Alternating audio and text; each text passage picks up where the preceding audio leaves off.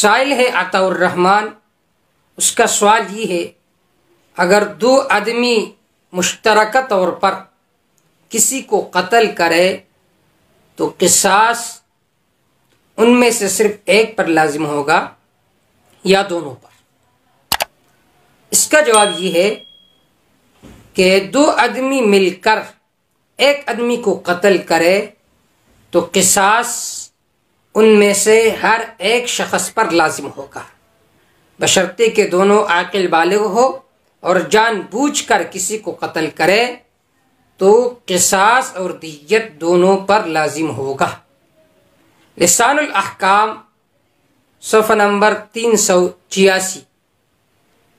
وَتُقْتَلُ الْجَمَاعَةُ بِالْوَاحِدِ، اگر پوری ایک جماعت نے ایک آدمی کو قتل کیا تو پورے جماعت کو قتل کیا جائے گا ایک کے قتل کی وجہ سے۔ فَإِذَا قَتَلَ جَمَاعَةٌ وَاحِدًا عَمْدًا تُقْتَلُ الْجَمَاعَةُ بِالْوَاحِدِ، اگر پوری ایک جماعت کسی ایک کو قتل کرے تو قصاصاً سب کو قتل کیا جائے گا۔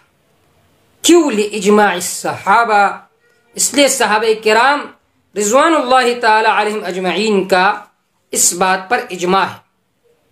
وقال لو اجتمع علیہ اہل الصنعاء لقتلتهم جميعا، واقعہ یہ ہے کہ ان سبعة قتلوا واحدا بصنعاء، کہ 7 آدمیوں نے صنعاء یمن میں ایک آدمی کو قتل کیا۔ فقتلهم عمر رضی اللہ تعالی عنہ جميعا، عمر رضی اللہ تعالی عنہ نے اس کے بدلے میں ان 7 آدمیوں کو قتل کیا۔ اور پھر حضرت عمر رضی اللہ تعالی عنہ نے فرمایا، دیکھیے مسلمان کا خون کتنا محترم ہے، فرمایا لو اجتمع علیہ اہل الصنعاء لقتلتهم جميعا، اگر اہل صنعاء مکمل طور پر سب اکٹھے ہو جاتے ایک آدمی کے قتل پر تو میں سب کو قتل کرتا۔ کیوں؟ وَلِأَنَّ الْقَتْلَ بِطَرِيقِ التَّعَاقُبِ غَالِبًا، کہ قتل جو ہوتا ہے یہ بطریق تعاقب کے ہے غالب طور پر۔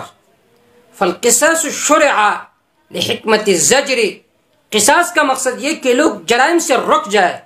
فَيُجْعَلُ كُلُّ وَاحِدٍ مِّنْهُمْ كَالْمُنْفَرِدِ بِهَذَا الْفِعْلِ، اب ان میں سے ہر ایک نے، جماعت نے ایک کو قتل کیا تو گو یہ ایسے کہ ان میں سے ہر ایک آدمی نے اس آدمی کو قتل کر دیا۔ اس قتل کے فعل میں ہر ایک آدمی شریک ہے، لہذا اس وجہ سے اگر 2 آدمیوں نے ایک کو قصداً قتل کر دیا تو اس کے بدلے میں ان دونوں کو قتل کیا جائے گا۔ بدائع الصنائع فی ترتیب الشرائع جلد 7 صفحہ نمبر 285۔ واللہ تعالی اعلم بالصواب۔